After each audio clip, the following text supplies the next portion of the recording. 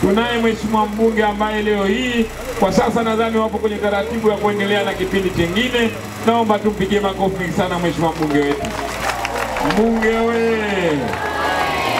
Ndugu zangu, nimesema tumpongeze mheshimiwa mbunge huyu kwa kipindi ambacho amekaa kwa muda wa miaka 5. Kwa kweli na yeye ana mchango mkubwa juu ya mradi huu ambao umetekelezwa katika eneo hili. Na nathubutu kuyasema hayo kwa sababu yeye ndiye mbunge aliyekuwa akituwakilisha ndani ya Bunge la Jamhuri ya Muungano wa Tanzania. Na sisi wananchi tuliopo hapa ndio ambao tulimpa ridhaa na dhamana ya kwenda kutuwakilisha huko.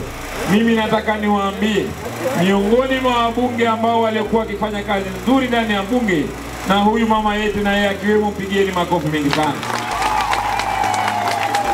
Na ametuwakilisha kwa sababu kule ndani ya bunge hii miradi katika maeneo yetu haijibue.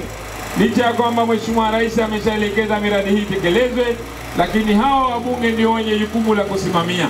Kwa sababu bajeti kule ndiko zinakopitishwa. Yeye kama mbunge wetu ambaye anatuwakilisha ndani ya jimbo hili, kwa kweli alisimama kidete na kusema kwamba na yeye ni miongoni mwa watu wanaohitaji miundombinu hii. Na ndio maana leo hii na yeye ameona ipo haja ya kufika, kwa sababu mwenge wa uhuru unakuja. Na mwenge wa uhuru una sifa moja. Yoyote ambaye anamsemea vizuri Daktari Samia Suluhu Hassan, basi mwenge wa uhuru hautosita kumsemea mtu huyo. Ndio maana na yeye tunamsemea kwa mazuri aliyofanya ndani ya eneo hili. Tumpigie tena makofi mengi sana.